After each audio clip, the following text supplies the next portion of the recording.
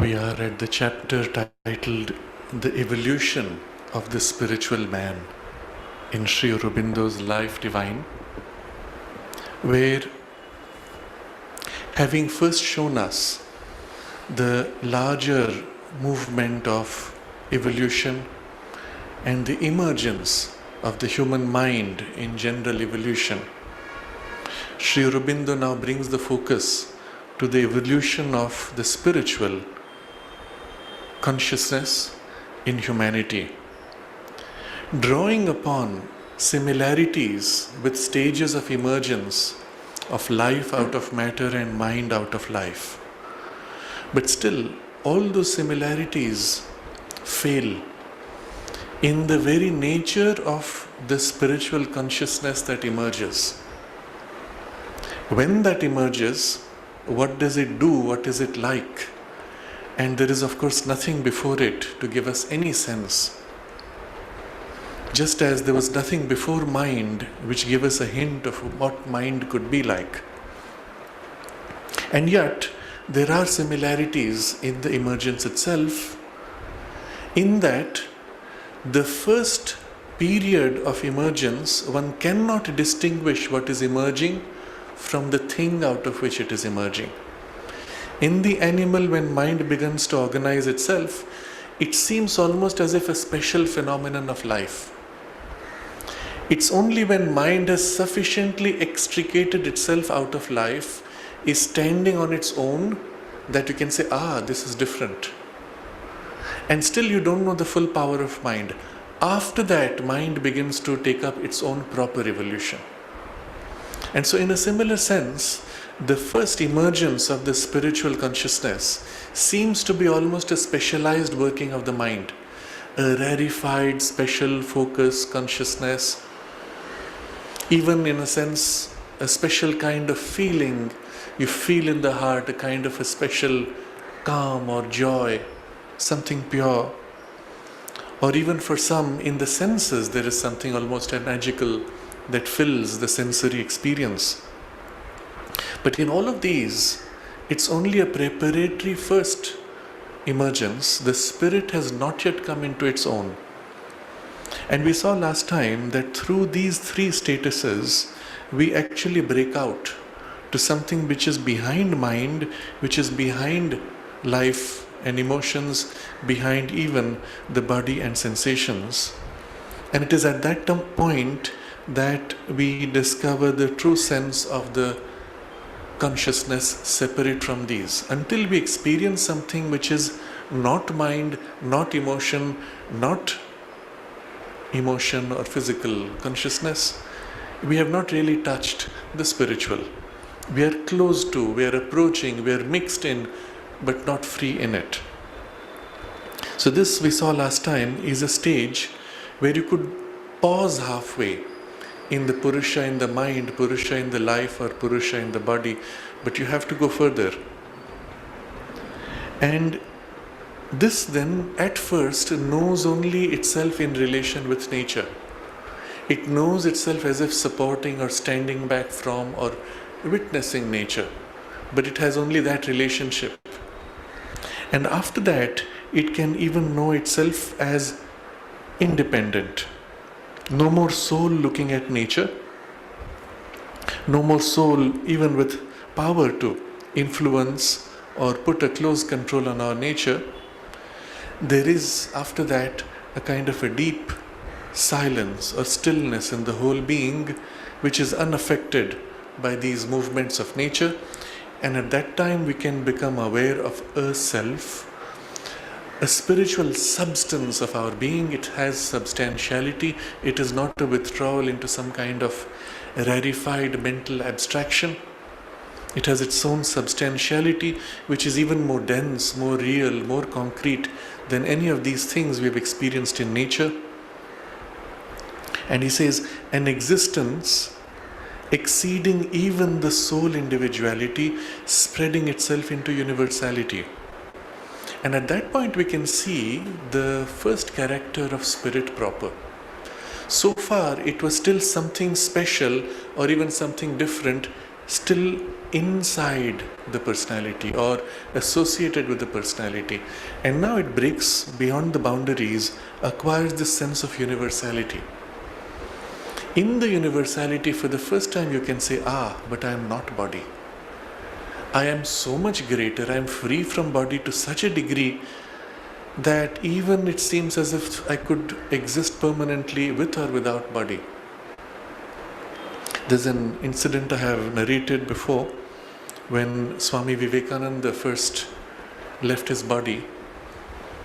He appeared to one of his very close disciples in Chennai, one of the senior disciples, and appeared in vision and said to him, I have spat out my body. Very interesting formulation. In the consciousness which is, you already are, and universal, everywhere in the universe is within you in that sense, and the body was like a little focal point or a knot of matter inside. And what did you do? You disengaged from it, and there's also almost this sense of throwing it out. Our viewpoint from inside the body is, the soul left the body. The body is here and the soul has gone away. Actually, it's the reverse. The spirit is always there. It can go nowhere. It is the body which has been disconnected from it.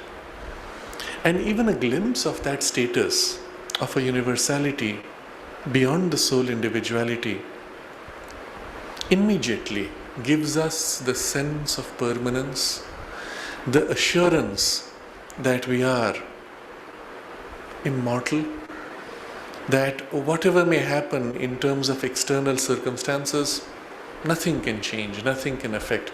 After all, your consciousness includes the universe, is greater than the universe. Nothing in the universe, even the entire universe appearing or disappearing, wouldn't change anything.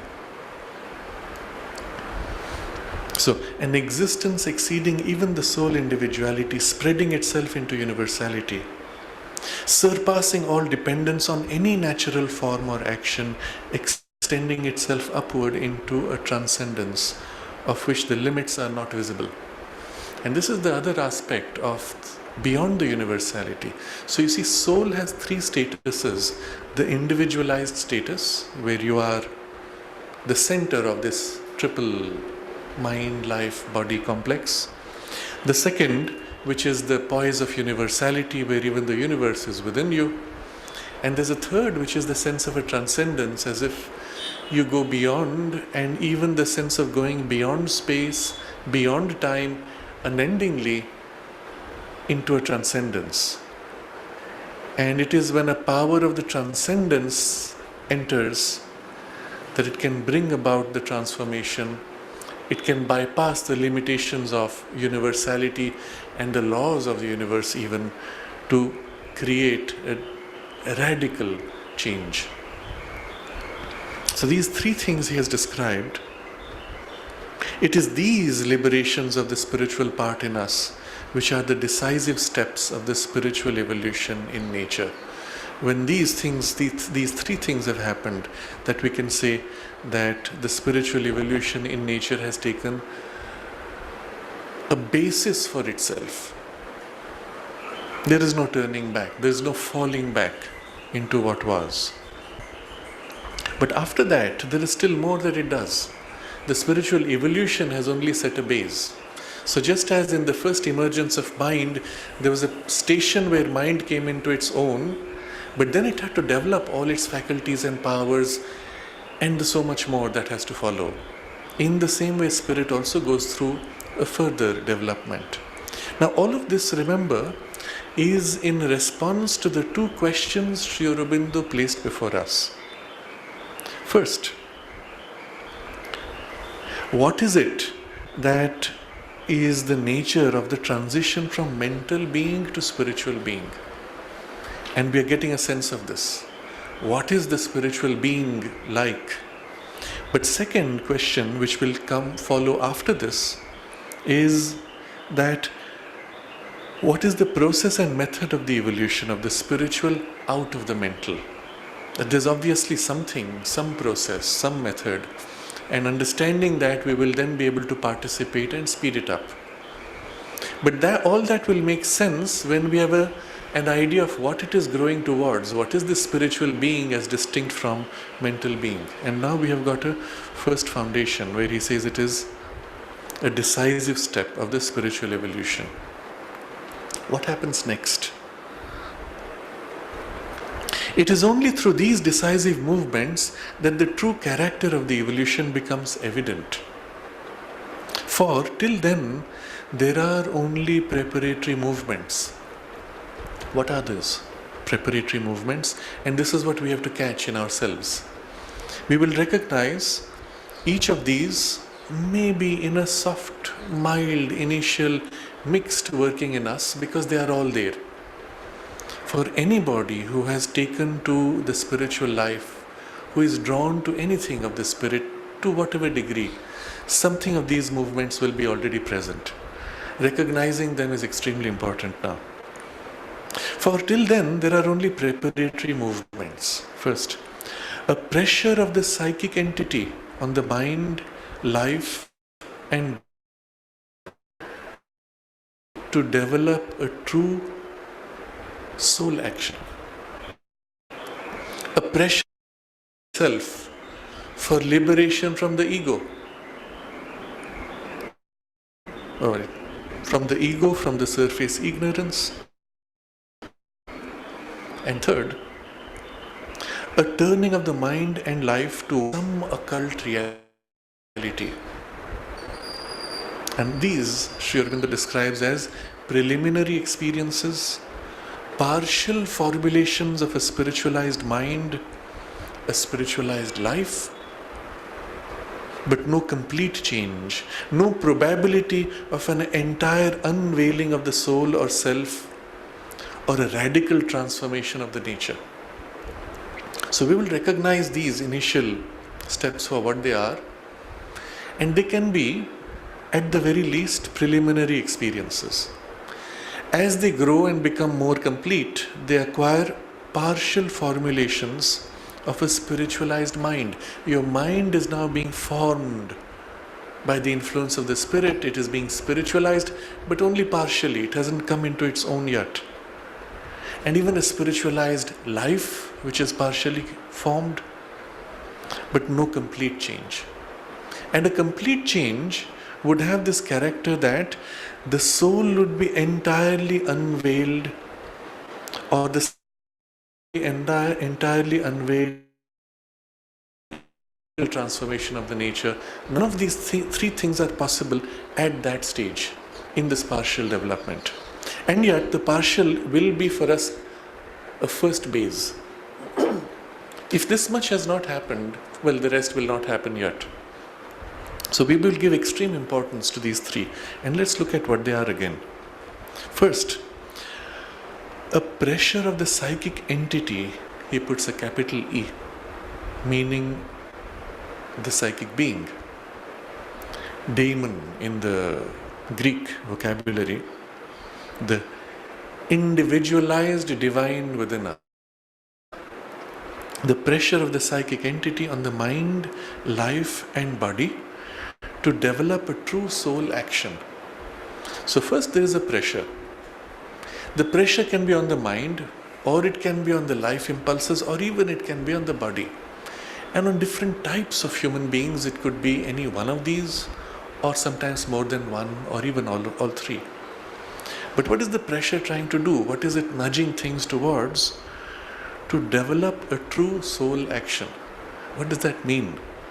First, what is soul action? And then we will recognize what is true soul action. So the first sense of soul action is that it is not ego action. It is not desire action. What are our prime motivators in life?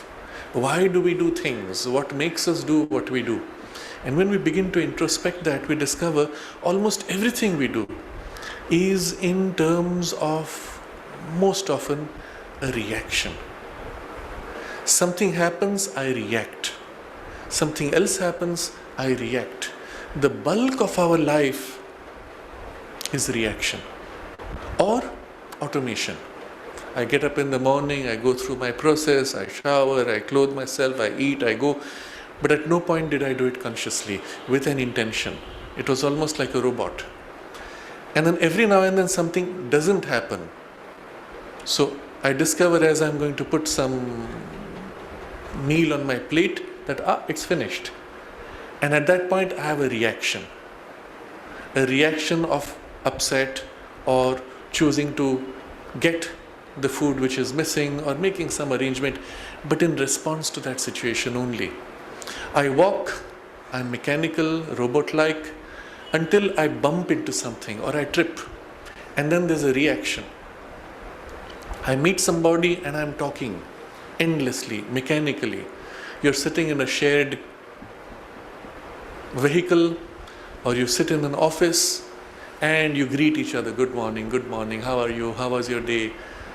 It's all mechanical. You're not conscious of what you're saying most of the time. It's until somebody says something odd, and suddenly your mind snaps out of the mechanism and says, what's this? And briefly, momentarily, again, a reaction. So the first thing we recognize is the bulk of our life is really reactive. It's not even action, and it's not even soul action. That is yet to follow. So the first step to make it action will become a conscious awareness, even in mind, where I begin to do everything deliberately, intentionally. Just that is a huge step.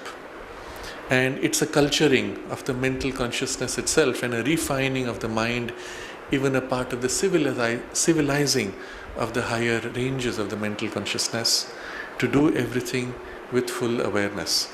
Basic practices which you will see, which are very popular today, what they call mindfulness practices or exercises, being in the now, being in the here and now, with full attention on the activity you do, are all helpful to that. But again, at best, they get you to a poise of mental action. And so we have to now distinguish. The character of non-soul action is that it is ego action, meaning I do because I want. The center of emergence is the sense of I, which is the ego. What's wrong with that? The only problem is the ego sense is not an absolute. It's not a fixed center. It is a bundle of currently operating pulls and pushes of habits, desires and impulses. And that is changing all the time. So the problem of my ego action is, I want this now, I really want it, and a short while later, no, I'm not interested, I don't need it, or I don't want it, I want that. And in the very same hour, it can find itself wanting two contradictory things, feeling two contradictory things. You are such a wonderful person, I feel so grateful to you. And then after a while, this fellow, he's no good, I'm upset with him, or he needs a nice knock. And it changed because I just discovered something else. My basis for relationship of whether you are nice or not nice is my self-interest. To the extent that you helped me, you were nice. To the extent that you did something behind my back which harmed me, now you are my enemy, or at least you are not nice. The reference point is the little center of my self-interest. What's wrong with that again? The problem with that is when each one of us meets with our little self-interest as focal points, we are always in collision. And so the basis of a harmonious life is impossible when your center is self-interest that is unstable and changing at all times. Today I'm in a generous mood. I say yes to anybody who comes. Tomorrow I'm upset and I say no to everybody who comes. What value has that?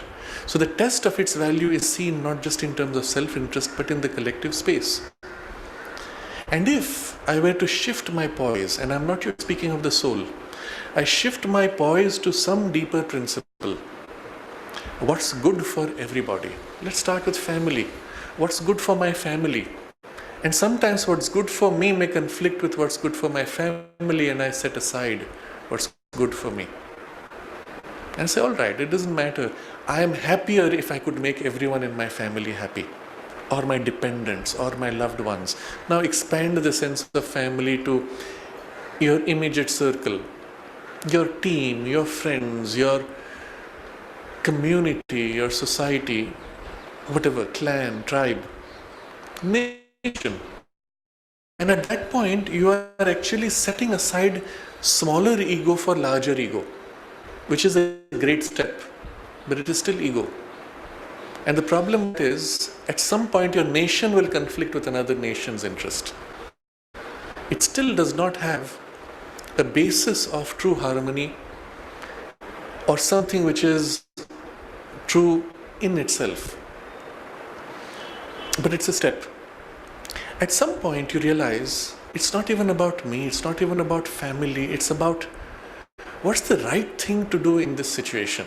And I can be in a mental consciousness still, not yet aware of soul.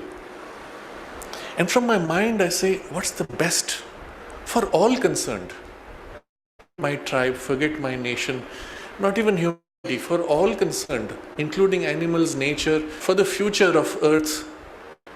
What's the best for all concerned? And I choose to do that. You can see at that point, you have definitely moved beyond not even narrow personal ego, beyond even a collective ego.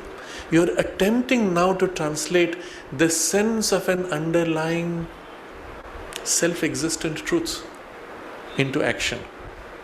In the yoga tradition, we will call this dharma.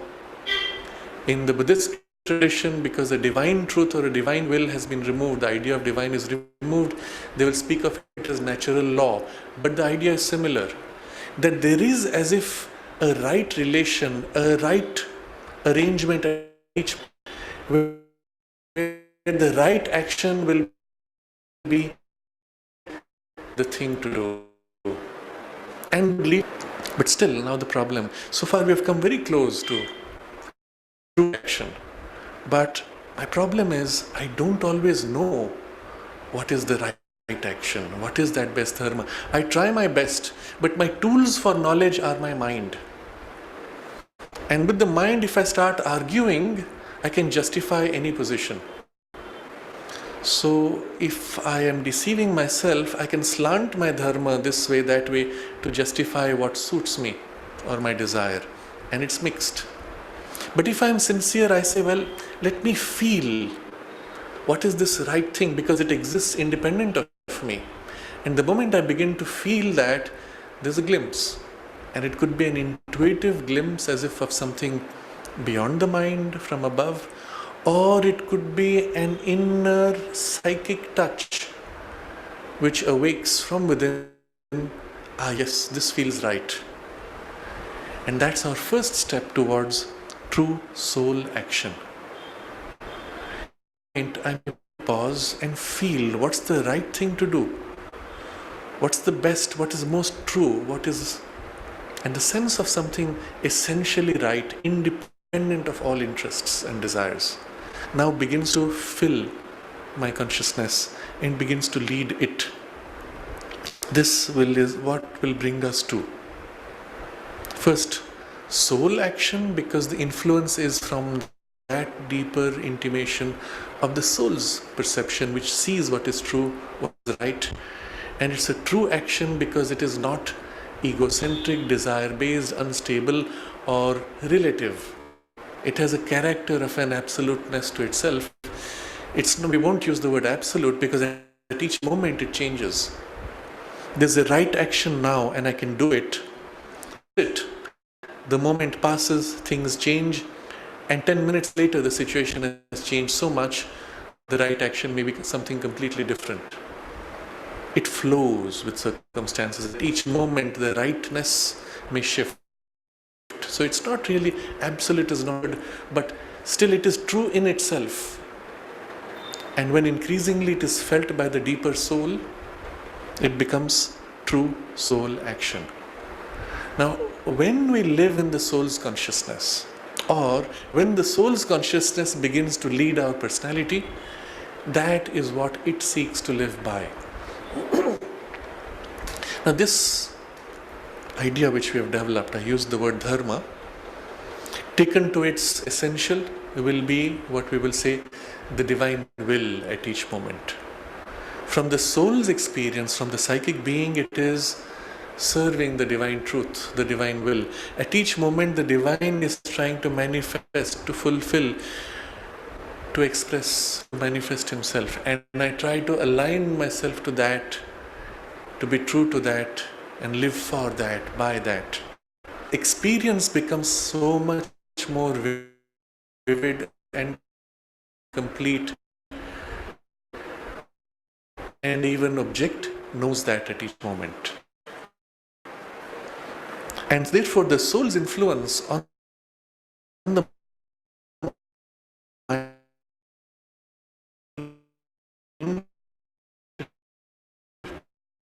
on life and body, in the mind, is sensitive to the sense of truths, to the sense of beauty, to the sense of right. And we have already cultivated this sense of looking at things more objectively, not personally, not ego and desire centrically. Then already there is a climate created in the mind for the soul to put out that influence and push a pressure of the psychic entity on mind to develop a true soul action. But we have a climate in which that pressure can come out and freely lead the mind. But the same thing can be experienced in the life, in the heart particularly. And for those who don't live too much in the mind but who feel from the heart, it may begin with a sentiment.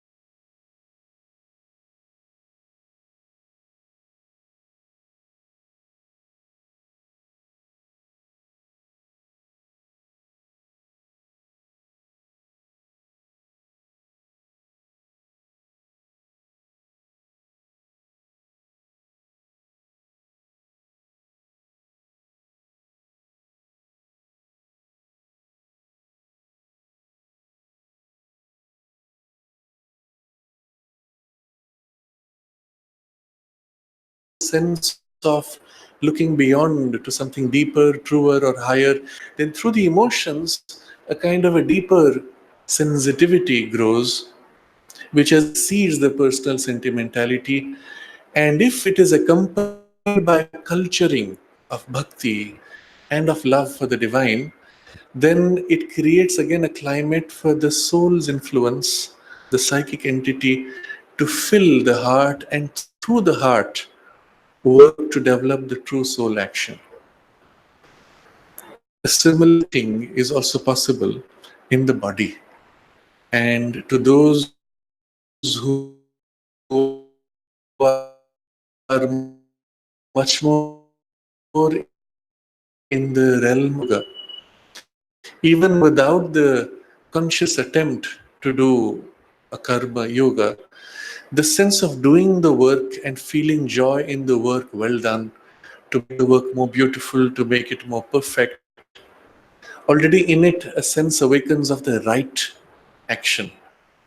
And if there is at that point a conscious attempt to develop that feel, to bring even into it a sense of the service and the joy of the service, the feeling of an and all the things which follow in the karma yoga, even if not consciously intended, that creates a climate in the physical will and senses that allows in the body consciousness the sense of that discrimination. It feels right. You start doing something and you feel something not okay, and you do what is right. And this brings the psychic entity and its pressure to develop a true soul action. Now, this need not be always in the realm of karma, it can also be in any skill. A musician, for example, when he learns to play, let's take a person who plays the piano. If there has been the culturing of consciousness, as the fingers move, you will see the person's body as if moves, as if dancing. The person goes, the body gently expresses, and the fingers follow almost like a dance. And you can feel as if an inspiration works and the body moves. And in the body consciousness, one has developed a kind of a refinement and a sensitization in which the soul influence could begin to fill it and the music could catch the sense. And literally, you feel as if your fingers do the right thing at that moment. All of these are forms in which this pressure of the psychic entity can build. So, the first preparatory movement is this pressure felt. But eventually and distinctly, there is the sense of something deeper which leads, which fills, which guides to what is more true and emerging from the soul. The second influence then builds on the first, although it could come independently, which is a pressure of the spirit or self for liberation from the ego, from the surface ignorance. The character of this is much less personal. It can be felt as if a pressure from above or a sense of something behind which is larger, vaster. Even it may create a sense of a duality within me, that is this very ignorant, instinctive, reactive person. There's a deeper part of me, so large, generous, free, unaffected, undisturbed, equal, etc. And the sense of that is the pressure from there to let go of this narrow, egocentric reaction. And with it, the stupidity and foolishness of the surface priorities, impulses, and drives. Against that backdrop, which somehow has such a sense of a deeper wisdom. And so at first, one feels something larger. I don't know what, but against which I feel so small. And rather than being stuck in the small and wanting to break out of that larger feeling, one accepts the larger as oneself. And one begins to lean in it or draw upon it or draw from it. Sometimes it can take a distinct form, which, as I discussed earlier, literally there's two of me. There's this little me playing around like a little kid, and there's this larger, mature me, which is from behind. But then I can lean back more in that, and it feels great, it feels free. But I don't have those passionate drives which I feel on the surface. Or occasionally, a crisis, a conflict pulls me out onto the surface, narrow part, and there's a kind of an oscillation between these states. But the influence of that is also a pressure, but a liberation from ego and surface ignorance. You're not free from ignorance, truly, but from the surface, petty, narrow, ignorant tendency. And inside, there may be a larger consciousness which may still have its own ignorance, but no more narrow. And then the third, as a result of these two, but it can also happen separately, a turning of the mind and life towards some occult reality. By now, one has experienced this deeper soul or self as an experience, and you begin to yearn for it, you begin to long for it. Even if it is in glimpses, you're always looking for that. I've seen people who have no obvious spiritual seeking, but who, not realizing what it is, are seeking for this deeper reality through certain types of activity. And one of the most common ones is an activity where you go out into nature alone, but particularly in vast spaces of nature. You go trekking, you go on top of a mountain, you go sometimes into a forest, on the edge of the ocean or the lake, or out on the sea in a boat all alone. All of these, what do you do? It's not reading a book. I just feel good, I feel connected, I feel whole, I feel complete, whatever the way the person describes. They are really experiences of a first glimpse of a deeper reality with which you are now beginning to enter in communion. But it is hidden. And so you use these surface forms of nature as entry points. There are others who may do this with animals. They go to a safari, but they're looking for the animals. They may or may not see animals or see the animal at all on that day. There's a disappointment. But just the act of being in the space of the animals and looking for them somehow you break out of your narrowness. And if you have a brief glimpse, look, there's a herd of elephant. I saw a lion there, and then it turned and it looked at me in the eye, and I felt this shiver of a thrill.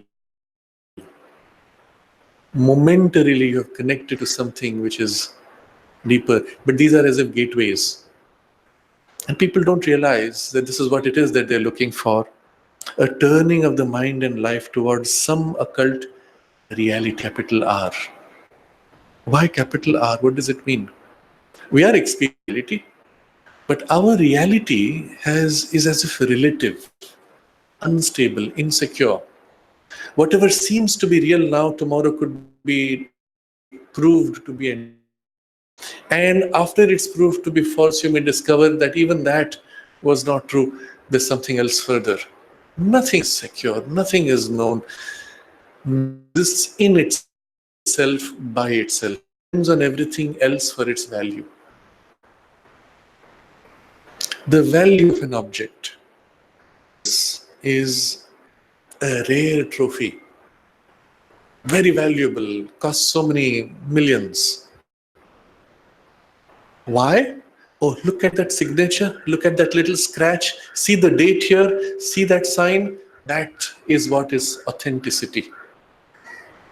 You're dependent on a sign. Tomorrow, if somebody erases the sign, its value is gone. But is there something intrinsic to it? You can't find it. But when you meet a person, a truly gem of a person, you say, this person is something so good, so precious. People like that, dependent on what? There's an innate goodness. But this is still dependent on what you've felt perhaps, which may be half secure. But when you meet this deeper reality, it is always existent in itself. Its value is in terms of itself, not dependent on anything else. All the rest could change when you meet this reality is simply. This is enough to say, this is worth it. But that's the reason why people keep going to those special treks or ocean in the boat or meeting the animals, some glimpse of that which you come back as something inherently valuable in itself. Whenever you remember it, even the memory brings back something of the touch of that value. So towards some occult reality, we don't yet meet the reality. It is hidden, it is behind the scenes, but you can glimpse through the forms. If you've had this of this true soul action, if you've experienced the pressure of self for liberation, ego and ignorance, then you've already had a glimpse of that. But even with could have had a glimpse. So he's describing three very different experiences.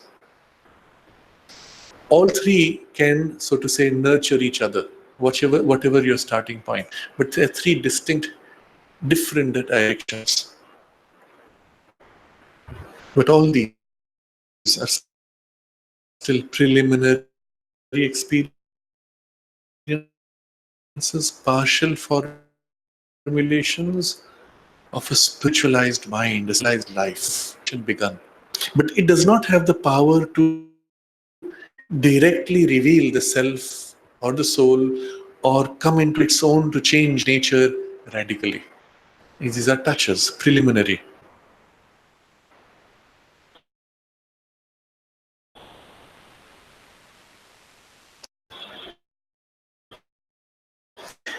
At some point, though, there will be an emergence, a status or action in us of an inherent, intrinsic, self-existent consciousness which knows itself by the mere fact of being, knows all that is in itself in the same way, by identity with it, begins even to see all that to our mind seems external in the same manner, by a movement of identity or by an intrinsic direct consciousness which envelops, penetrates, enters into its object. discovers itself in the object, is aware in it of something that is not mind or life or body. There is then evidently a spiritual consciousness which is other than the mental. So here is the first decisive emergence and the sign of it. And he describes the sign of it again in degrees, in stages, even of the experience coming into completeness. So we will catch the first one.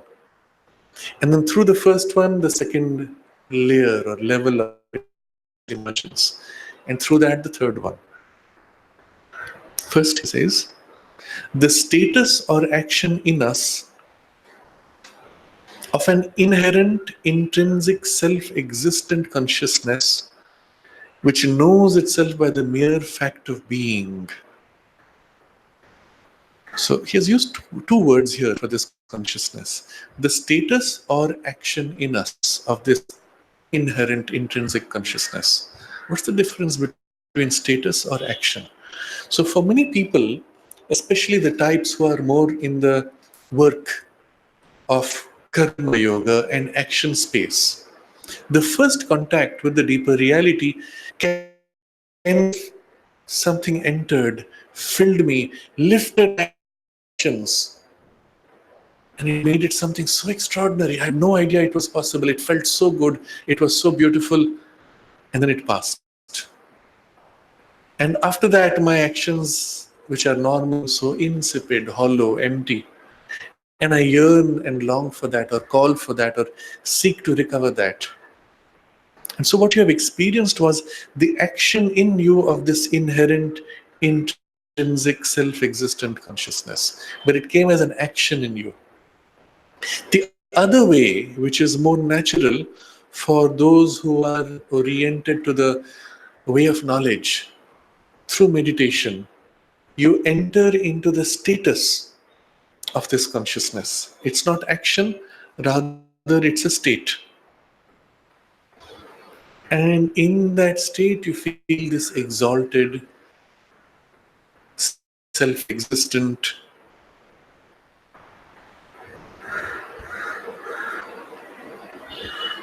inherent, intrinsic consciousness. So it could come of both of these ways. The first part of the kinetic, active aspect of this spiritual consciousness, the other which is static poise and status. Depending on our temperament, one of these will be our first contact. But whichever is your first contact, you have to develop the other. And often the other may not feel comfortable because your nature is different. So for the person of action, the consciousness comes when I start doing this. Whenever I remember the divine and sweep the floor in remembrance of the divine, but the moment I stop the activity, it kind of fades out. So you have to then catch what has filled you, hold it like in a container, and carry it until it comes to saturate and becomes a state. In the other case, when in a state of deep concentration, meditation, in exalted consciousness, you hold this, you find the moment you move or speak or begin to work, you lose the state. So for you, entering action is the problem. And here again, you have to work consciously, keeping that poise, begin to move slowly, enter into activity without losing that poise, and begin to extend it into the dynamic movement of the same spiritual consciousness until it can now flow and fill the activity with the same intensity and purity as you have in the poise of the static status.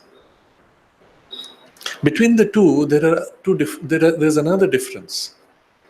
For those who experience in the action, often there is a mixture at first, because your action necessarily involves a mix of your personal will, your life energies and emotions and personal interests of mind, and so the mixture is always there. For them to recover the poise of still status of consciousness is also a process of purification. For the other person who is more in the static poise, in inward concentration, entering an action means a loss of purity. And so for them, it's a struggle now to extend the pure action or pure consciousness all the way and purify the action itself. But you can see the starting points are different. Both eventually have to get both sides of it.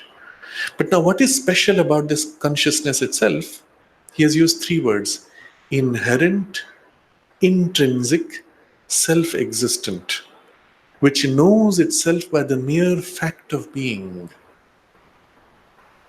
So, our mental consciousness, even our emotional consciousness, and even our sensational consciousness are none of these. They are not inherent, intrinsic, or self existent. For example, your mind or your thoughts, they don't have any value in themselves.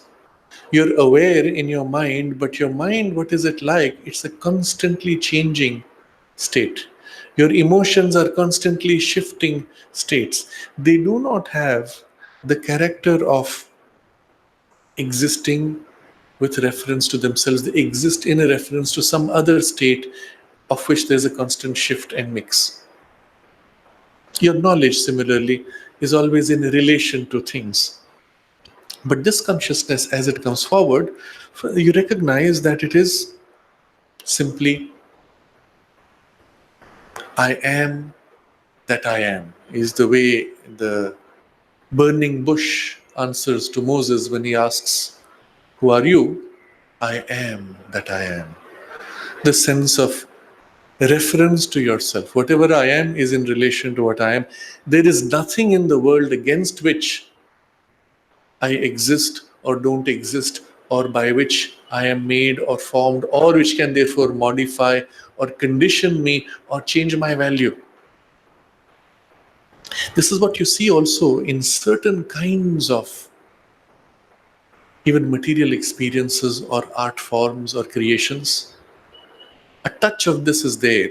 The great pieces of art precisely are immortal because they stand the test of time. The fashion phases come and go in art, but the masterpieces survive all those phases because they have a touch of this, the touch of the absoluteness of the spirit, the sense of an intrinsic, self-existent value. So self-existent, first it exists by itself, and its value is in terms of itself. Innate within it is its value. It does not bring value because it is greater than that or lesser than the other, which is the domain of our mind, emotions, and physical forms. I'm very rich because I have thousands. I have millions. A millionaire was a big name. If you look at the cinema of 30 years ago, they would have somebody come who is a millionaire, and that was wow. Today, millionaires are a dime a dozen. Billionaire, that is something. But billionaire also with unstable investments, he can lose everything overnight. Where is the inherent intrinsic value of the number? Tomorrow it will be trillionaire or centillionaire. There's nothing to it. But when the presence comes, it stands. And it stands so absolute that nothing else before it matters. And this is the character of the spiritual consciousness. So inherent within itself, it has what it needs. Intrinsic value is within it. Self-existent, it needs nothing else to be. Consciousness, and then which knows itself by the mere fact of being. How do I know it? The very fact that it is its completeness. So you enter into that consciousness, wow, it is so complete. It is itself. Everything else somehow pales in relation to it. Because of this character, it is easy from that state to look at other relative surface movements of consciousness and view them as either valueless, ephemeral, transitory, or even as illusory. Because that is so real that this becomes illusory compared to it. Very often, in the first touch of such an experience, people suddenly say, oh, suddenly everything became unreal. Or suddenly everything felt so small and so little or pointless. I found myself losing interest in everything which I like. And so it feels wrong. It feels as if you have got into trouble because you're still looking at these things whose value has gone. And so if you ask the person, hang on, you felt everything becoming valueless. Compared to what? Was there something else which felt more valuable? And then they turn attention inward and then they say, oh, yes, it felt like there was something vast or something more deep or something more real against which. You see, our habit of being turned outward is so strong that when that consciousness dawns on you, you don't even notice it. You notice only the change that has taken place in the other things that you are turned to.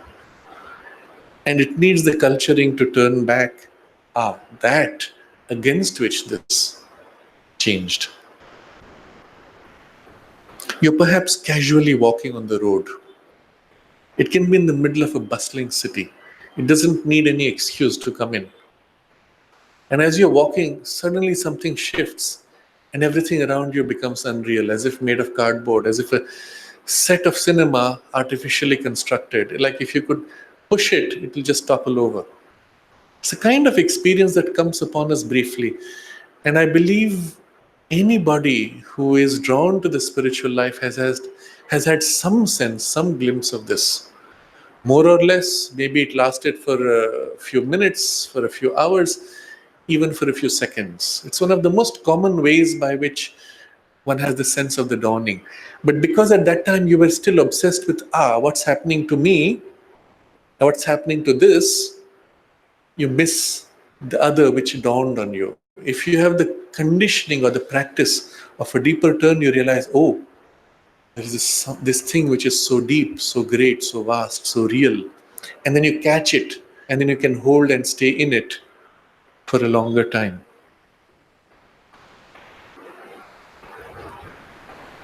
So, knows itself by the mere fact of being. And when it knows itself, no other reference required. But this is the first level. Stabilize this perception or this experience, deepen it, let it grow. And then a second level begins to dawn. Knows all that is in itself in the same way. Now, as you dwell in it, you recognize within this consciousness there are different aspects, even a sense of different qualities or powers. It is as if a deep sense of peace or a deep sense of awareness, simply aware, or a sense of light, or just a presence, or a love, or a sense of vastness, or just a power, intense. Whatever the sense of it, they're all aspects. And each of these aspects, all that is in itself, it knows in the same way. I know because I am it, one with it, and you remain immersed in it. If you have developed by persistent effort the capacity to enter in relation with this and even enter into it, even in state of concentration or activity, one can consciously tilt the focus on these different aspects of it. In the peace, you can feel the wideness, or the sense of conscious awareness, or the sense of a depth, or a light, or a love, or just a presence, or power. And one can dwell on these different aspects to make the experience more complete and more stable. Then comes another layer of it. Now, so far it knew itself, and the other things felt in relation to it as ephemeral or superficial.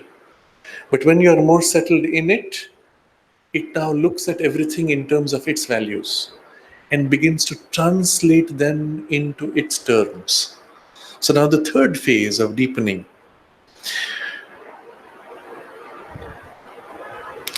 So knows all that is in itself in the same way, by identity with it. I am one with the knowledge, I'm one with the presence, I'm one with the peace or power.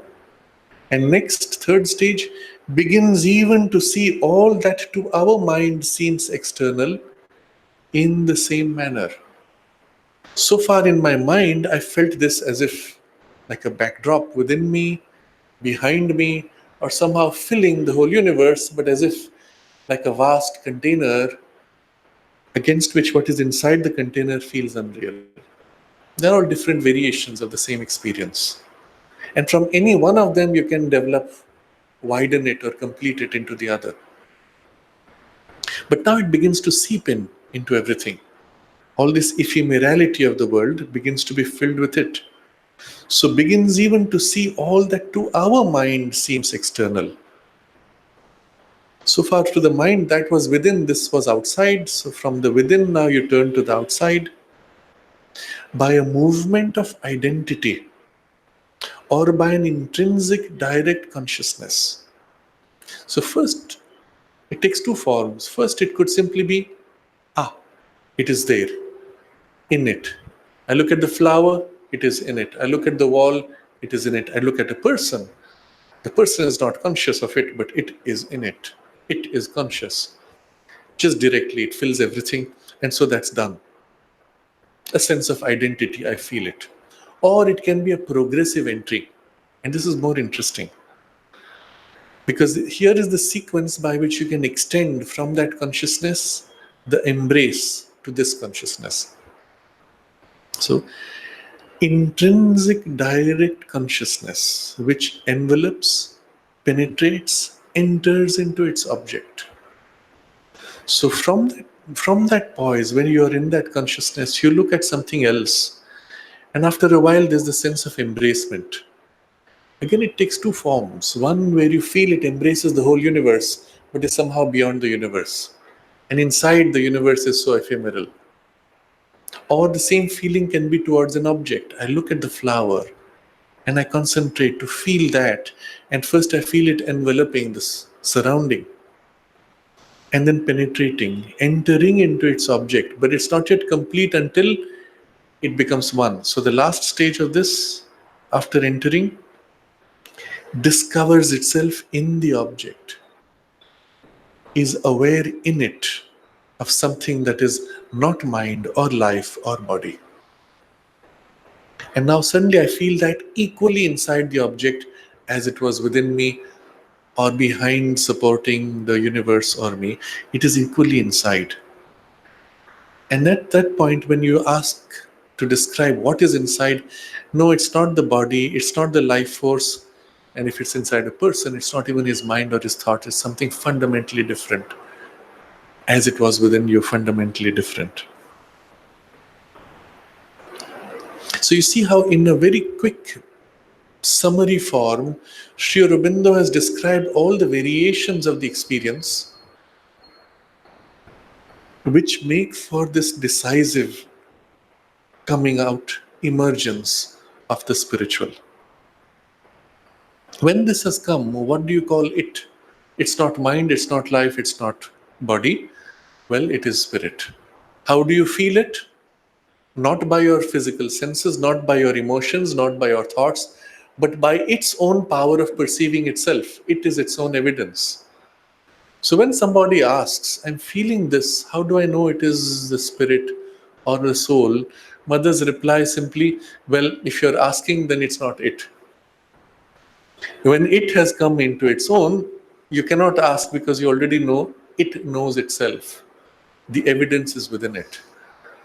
When you are asking, it's because your consciousness is still not in it, but from the mind or the heart, you perceive something which has a feel of it, a first preliminary stage. But when it has come decisively, the question is gone. You know it. Even if you're not in it fully, you know it. It came upon me and it was so overwhelming, so concrete, so real, so much more real than anything I've experienced. You don't have words which belong to the domain of thought, emotion, or body. There is then evidently a spiritual consciousness. Now the evidence is there. That's why evidently, which is other than the mental. And it testifies to the existence of a spiritual being in us, which is other than our surface mental personality. So now this has led us to a new recognition. If there is this spiritual consciousness, there is a spiritual being. How do you know that? Because the part in you which is living in it is not mind, life, body, but it's still you. So it is your being, but now your spiritual being. So you did not necessarily think of it as yours. Initially, when the experience came, it could have been something so wide, so vast, so overwhelming that you say, it is that. So very often, and we've seen this in people at an initial experience of such a kind, they will say something like, I found myself this small person, and then there was that vast, large other being, godlike, or but yet it felt as if it was me. Strange. You're so much here that it looks like other, and yet the sense inside it felt like it was me. And then you shift. You begin to be more familiar, and then it is more of you in that, less of you in this. Until at some point you are so deeply seated in that that only occasionally it needs a strong impulse to pull you out of it and exteriorize you in the surface part. But even then you can quickly get back. So clearly the sense is there of a spiritual being beyond the surface mental personality. And yet it's in us, it is us. But at first, this consciousness may confine itself to a status of being separate from the action of our ignorant nature, observing it, limiting itself to knowledge, to a seeing of things with a spiritual sense and a vision of existence. When first this kind of thing happens, it doesn't engage, and it's just waiting. So one of the forms in which I've heard the description, someone says, it felt like it was waiting for me to catch up, to wake up. And meanwhile, I am this little person doing my little things in my little rounds, which now seem so meaningless or silly or superficial. And that is why is waiting. It feels something so old and mature, and it's just waiting for this little kid to play on, get tired of its play, and finally wake up and align itself. More important. So from outside, there is this. Or if you are seated within it, then there is the distinct sense that all this nature is going on mechanically. I'm talking, I'm doing, and all those things, but I am not these things. I am free, standing back. So it may confine itself. It's as if it puts relation or interference with the surface part. Observing, limiting itself to knowledge, to a seeing of things with a spiritual sense and vision of existence. The very fact that it sees from a deeper poise, its value system is different. What is a spiritual sense? Recall the earlier discussion of right action. And you recognize there must be something which is true. And to the spiritual sense, it's obvious. The true value of things. The true value of your momentary desire. Nothing. You know it will pass in a moment. You even know next moment it will be the very opposite you will want. All these things have zero value. The true value of my relationships, so far I said, oh, so and so is my child, my family, my cousin, my tribe, my nationality. And you look at that, well, I'm so petty, so immature. Because when you look from the spiritual perspective, I've taken birth in all these cultures, in all kinds of families, and even in my relationships between these XYZ, I have perhaps met them once as friend, as family, as enemy, as anything. None of these relations of human values have any intrinsic merit. But from the deeper poise of the self's vision, there is a deeper relationship. We are all together in this common effort for awakening to a new consciousness, for bringing in onto earth something that is waiting to manifest, for serving the divine will, or whatever the values that the forms of the values may take. If I am an artist, what I create to sell will make me a lot of money, and maybe it's important because I need to feed myself. But in terms of its value, to create something which will capture a glimpse of that immortal or infinite or eternal and give to it a form of expression, that is worthwhile. To create something which represents the divine or gives an entry for the divine expression, that is worthwhile. So the spiritual sense looks at all these things and chooses and immediately recognizes the value.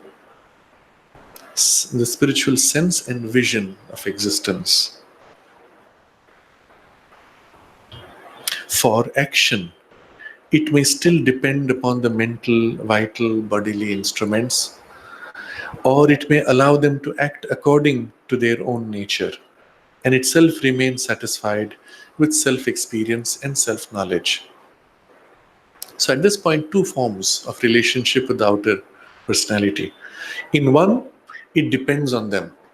Now, I feel this wonderful, great, vast freedom, and when I need to express, this work needs to be done, it will be through my old mold of limited capacity of thought, expression, language, levels of power, human relations. And what happens is I have a deep ideal, vision, I move to express it, I lose it. I mess it up in the expression. I step back to rest in the great vision, and then again, an interaction, there's a mix. So it is dependent on those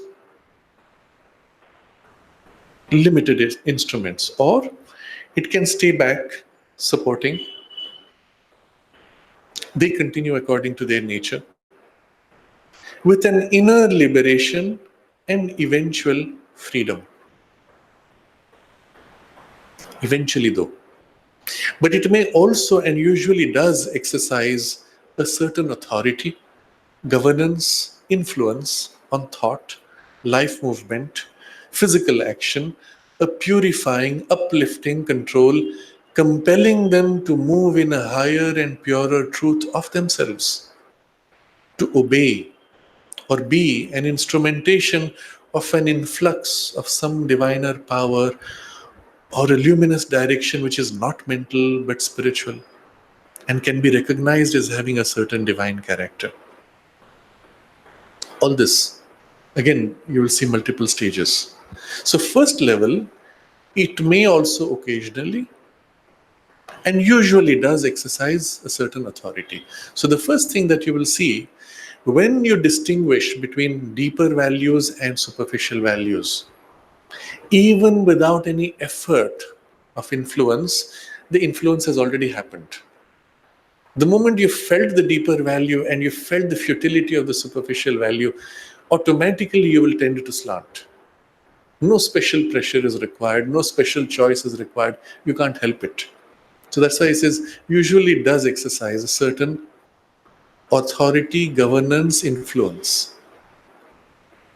So first level is authority, where it knows better, but it didn't do anything. Second level is it knows better and now it is governing.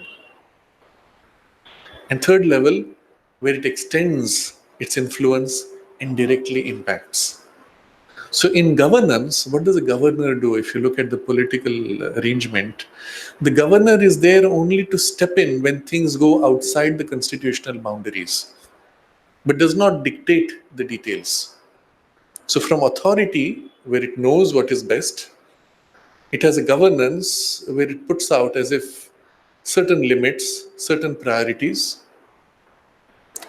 to a third degree where an influence is there, sustaining, molding, shaping on thought, life movements, and physical action, all three layers.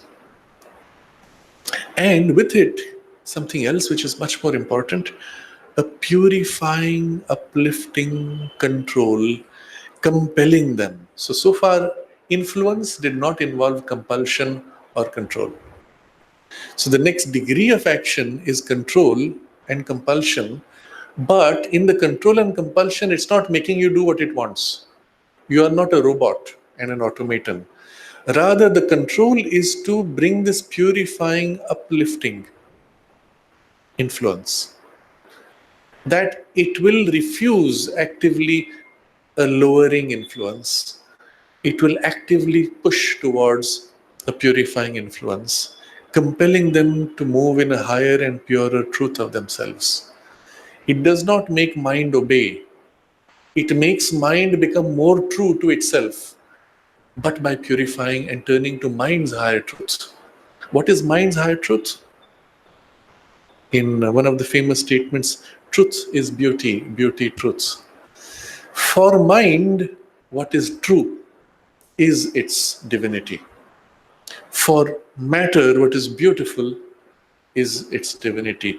And equally for the heart and life, there's a sense of true, and which is the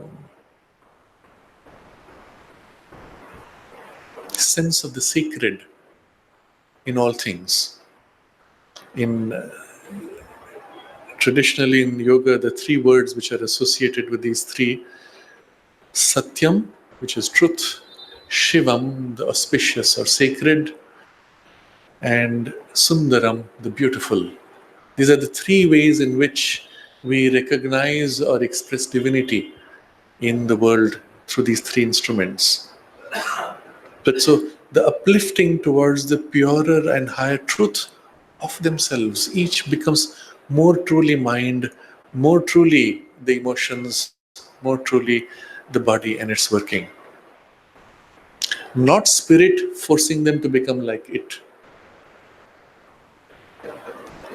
To obey or be an instrumentation of an influx of some diviner power. So this takes it to next level. So far, it was purifying them to become more truly themselves. When the purification is sufficiently developed, now it brings them under control of a higher power to obey or be an instrumentation of an influx. Influx is the higher power now coming into a lower power of mind, life, or body. It is not the higher power in itself. It enters necessarily, therefore, it can withdraw. Necessarily, therefore, in the entry, there will be a mixture. But in that mixture, the existing mind either has to obey or become an instrument. Again, there are two degrees of difference here. In the first level, there's an obedience. I know I should do this. It's clear I have to obey, but I do it by myself with my personal effort. In the second degree, I know I should do it, and the thing which I should do, or the part which knows, fills me, pushes me, and acts through me, I'm an instrument. In obeying, there is an authority, and there is the obedient part which is separate. In becoming an instrument, the authority fills and acts or leads the action from inside. The first is the status of servant. An order is given by the master and you follow. The second approaches more closely, not yet completely, the status of slave. You have no personal separate choice of your own. What that chooses fills you and acts in you and through you. To obey or be an instrumentation of an influx of some diviner power, and it doesn't say the highest divine, a diviner, and there will be many stages, bit by bit, or a luminous direction which is not mental but spiritual and can be recognized as having a certain divine character. So, difference again, diviner power versus luminous direction which is not mental. And in the quality of the experience, the power as if fills you and acts through you, but it may not necessarily give to you the knowledge. Why? how, and what's the difference between this or that. It just does, it leads, and it makes you do. When in the most, for examples, it's always good to look at the more extreme examples. When Joan of Arc felt the power seizing her, the power led her to say things, to see and say and do things, which, if she was told, now do this, she would have said impossible. Anybody would have said impossible. But the power seizing her, making her an instrument, could do it. But there's a different kind of action where it is a luminous direction. It is not the power aspect of the divine, but the light, knowledge, awareness which fills. And in that, you know first. The drive is not so strong, the knowledge is stronger. So, a luminous direction, I know it has to be like this. And I know I have to go in this way. I even know what will happen when those problems come and how I have to deal with it. The power component is not strong, and I have to largely rely on my own energy. But the knowledge is clear, luminous direction, which is not mental but spiritual. And you have to distinguish now. Because you could have said, oh, I know in a mental way, but here there's a very different character of knowing. It's as if lit up. I know spontaneously, as if in a grade that is its own evidence. Unlike mind, which knows but can doubt and question what it knows. This knowing doesn't have the option of doubt because already it knows what it knows and what it doesn't know. So which is not mental but spiritual and can be recognized as having a certain divine character. You can feel in it the character of the divinity in the knowledge part. So you see here, the flow of that inspiration can come in two forms, as a diviner power or as a luminous direction. Eventually, though, the two things will join and one will be seen as an aspect of the other. But initially, we are, again, according to our temperament, aligned to one or the other.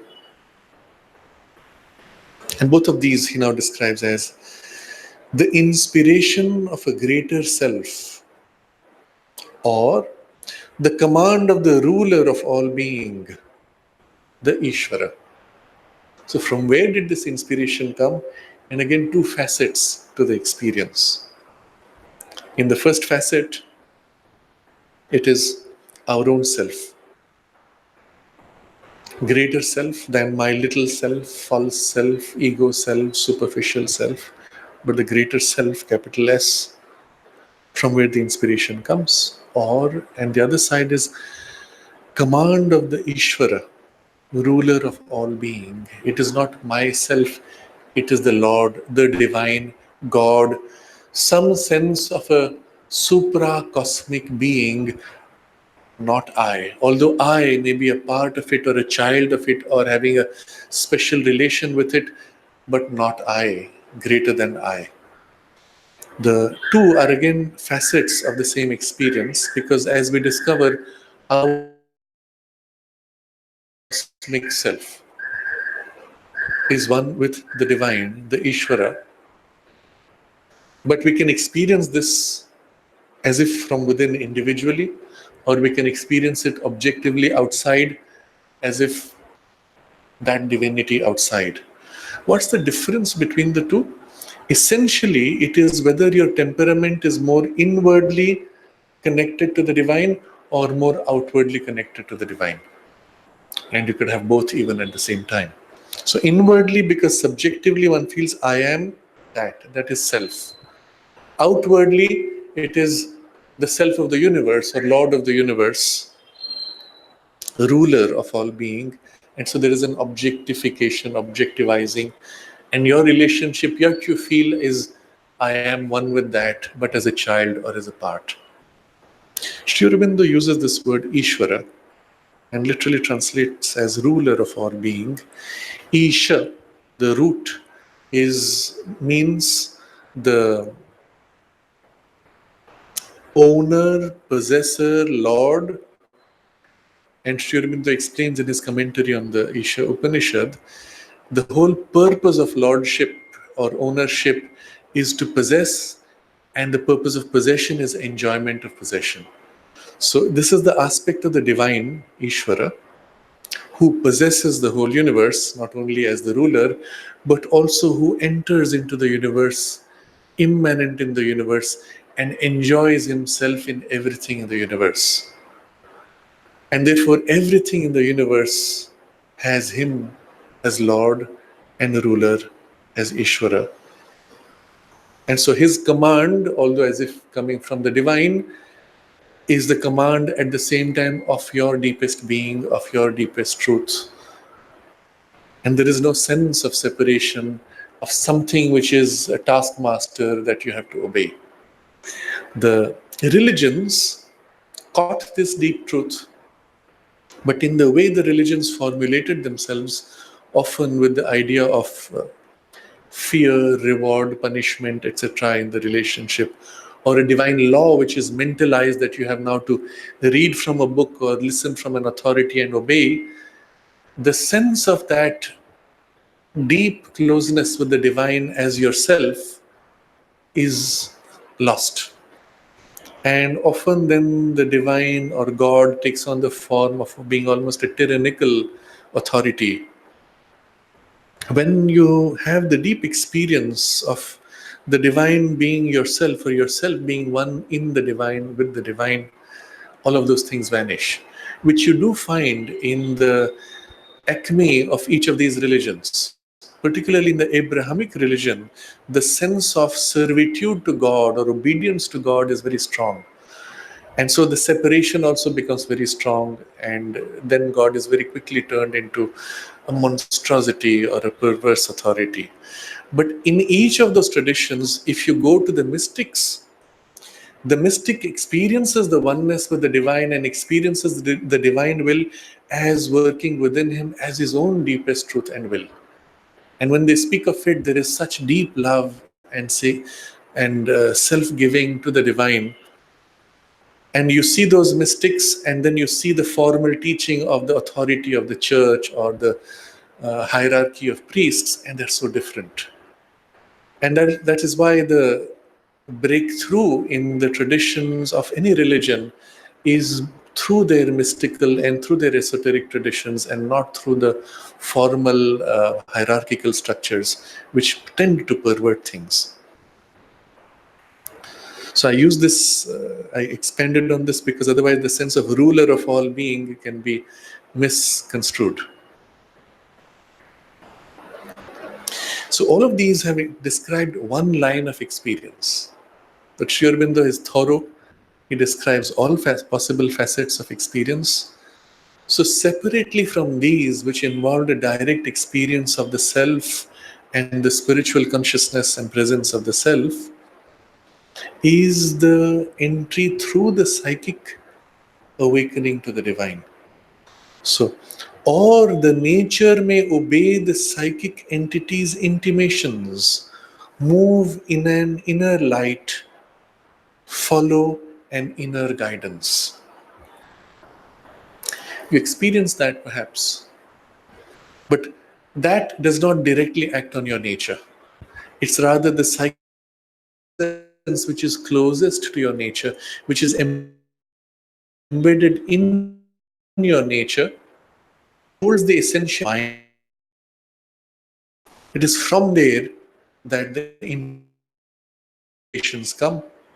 Nature obeys the psychic entity's intimation. Move in an inner light, follow an inner guidance, and it can have a almost smooth, soft spontaneity, accepting the psychic influence.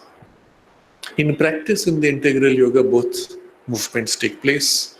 We try as far as possible to increase nature's obedience to the psychic influence through that psychicization, which makes possible the more direct infusion of inspiration, of power or knowledge from above, which leads and makes the nature an instrument for its work. The two together working, of course, make for the smoothest and most effective action. But this or nature may intimation is a different line, and he says this is already a considerable evolution. and amounts to a beginning at least of a psychic and spiritual transformation.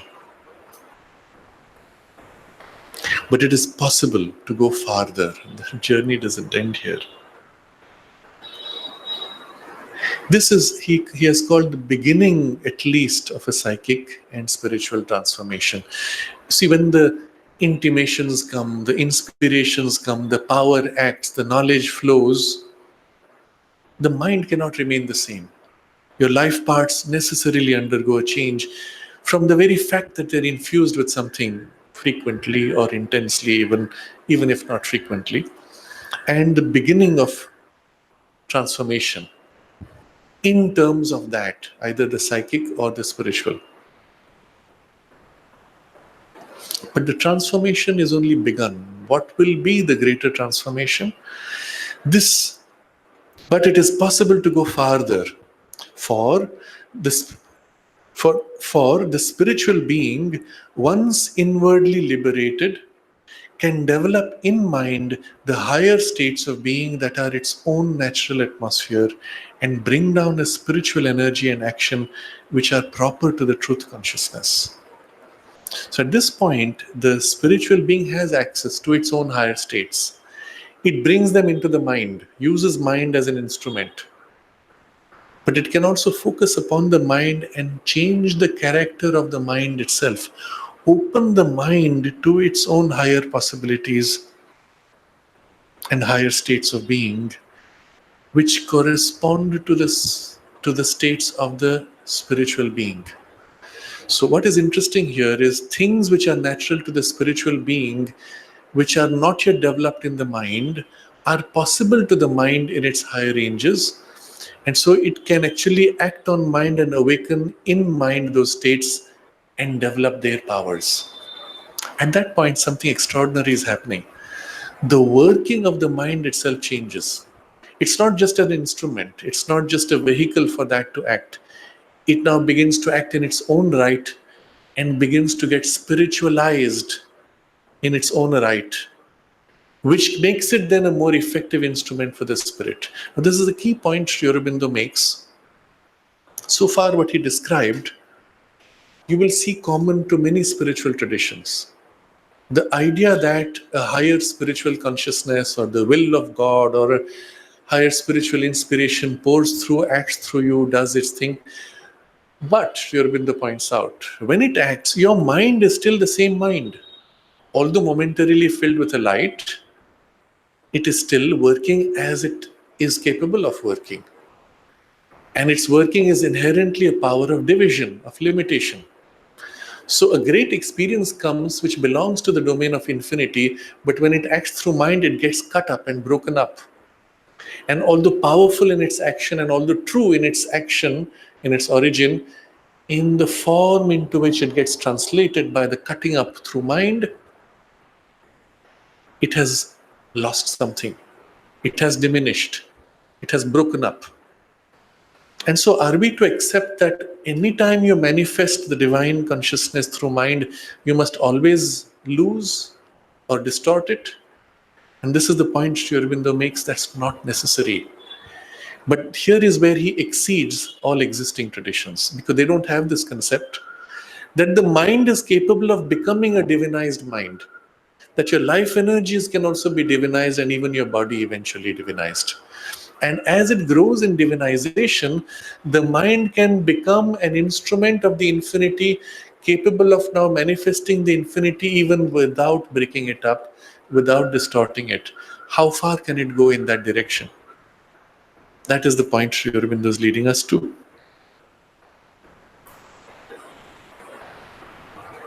It is possible to go farther, for the spiritual being, once inwardly liberated, can develop in mind the higher states of being that are its own natural atmosphere and bring down a supra-mental energy and action which are proper to the truth consciousness. The ordinary mental instrumentation, life instrumentation, physical instrumentation, even, because that's the last, even, could then be entirely transformed and become parts no longer of an ignorance, however much illumined, but of a supramental creation which would be the true action of a spiritual truth consciousness and a knowledge. Now, we will look at this in much greater detail next time, next Sunday. But for now, simply this idea that so far the transformation, whatever one could conceive of the mind, life, or body, was spiritual illumination, spiritual inspiration, but only a larger awakening, still in ignorance. Lesser ignorance, but nevertheless in ignorance. And this can go a long way. So far that in fact you will say this person is now a god, not just demigod, he has become a god. So it seems from the human consciousness. But the person is capable of ignorance. And at that point, with that great brilliance of power and knowledge, the ignorance can be cosmic. And this is what Sri Aurobindo has explained. They are often the basis of religions, which see one aspect of the divine and not another aspect, and get stuck in that one aspect which is so overwhelming. They are the overmental deities which are the source of this kind of divine action, divine revelation, but limited in an aspect.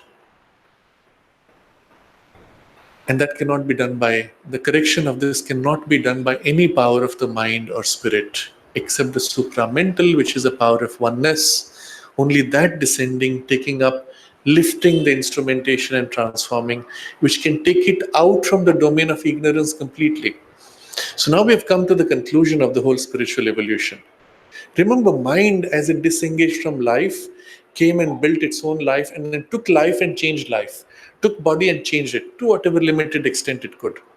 So to spirit now, emerging out of mind, coming into its own through all these stages we saw today, now turns upon mind, life, body, changes them, taking them as far as they can go, but at its last, it can bring in the supramental, which actually lift them out of the domain of ignorance fundamentally. This possibility is inconceivable based on all past evolution, because it could never have been done by any of the powers of evolution so far. It can be done by power of spirit, but not just any power of spirit. The highest power of spirit, what is called the supramental, alone has this power to completely pull out of ignorance. And at that point, what kind of a being are you looking at? Entirely free even from the tiniest stain of ignorance. And such a being, embodied eventually, wherever, however long that eventuality takes, embodied, living in the body, where the body itself does not have a stain of ignorance. What could that be? And Sri Aurobindo does not get into the speculation of that at all here. Simply that it can go to this extent, because it is possible from the fully liberated power of the supramental. It is this which brings to the acme of the spiritual evolution. What will such a being do? What values will it be live by? What will its actions be like beyond our conception? But from that extreme poise to where we are, you see, even in the decisive emergence of spirituality and further are so many steps. Each of them brings you out a step, free from ignorance, but not entirely liberated, bound still to some limited, reduced ignorance. Now, this having completed the big picture of what it means for the spiritual being to emerge out of the mind and the power it will have on the mind and the rest of the earlier instruments, the next question is, what are the methods? What are the processes by which this emergence will take place? So far we described the emergence, but what's the actual process by which this will take place? And that becomes the rest of the discussion for most of the rest of the chapter, which we will continue next Sunday. You see, the documentation in this way, in such detail, with all the nuances of the experience, does not exist in any existing literature. In the Veda, you will find all these experiences described, but not in this way. They are described by an intuitive consciousness that is articulating the experience as it goes along, But to summarize it in this form, in a rational mental form that the current modern mind can read and say, ah, that's what it means, that has not been done before.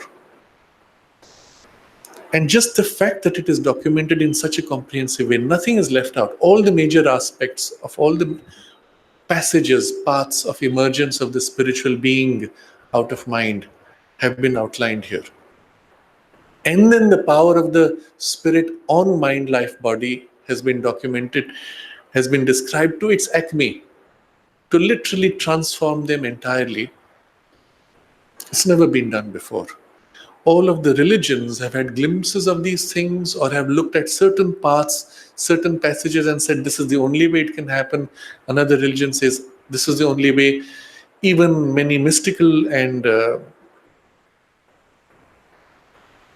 esoteric traditions, each caught in its own particular passage, but falling short of this complete transformation in their vision.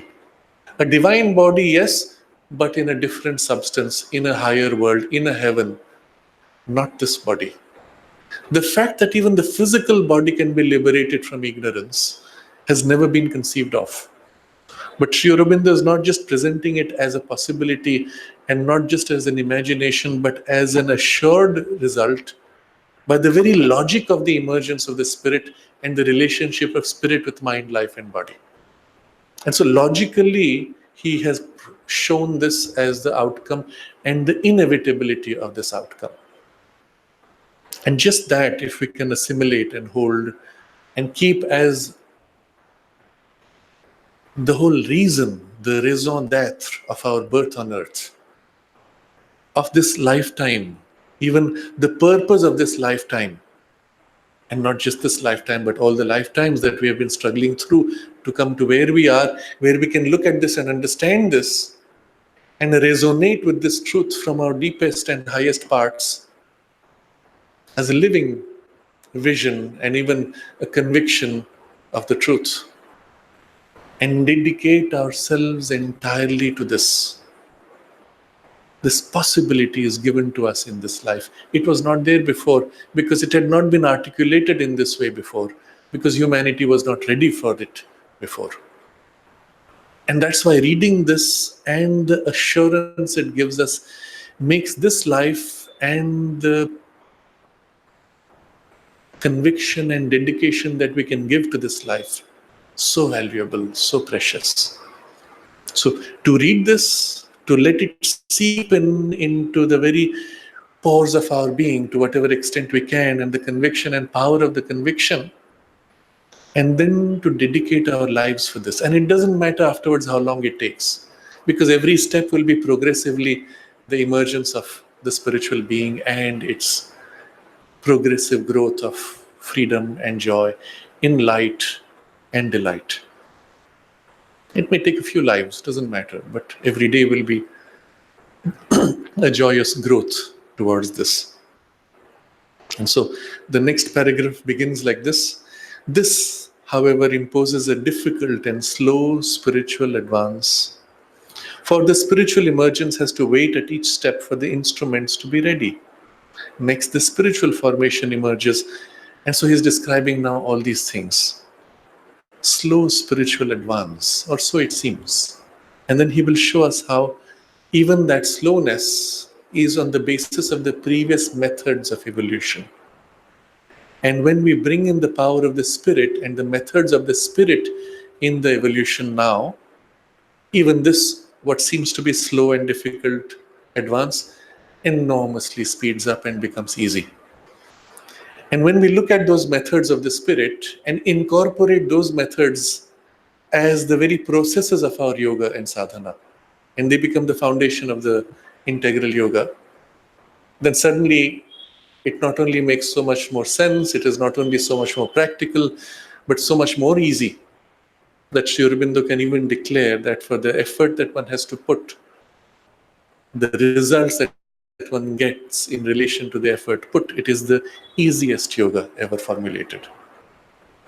So all this will be our exploration in the coming months, and we continue this next Sunday.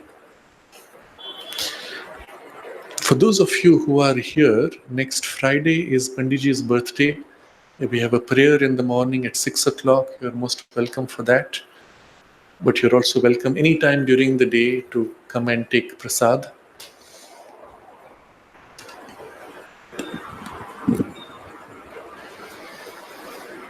We'll meditate on this for a few minutes.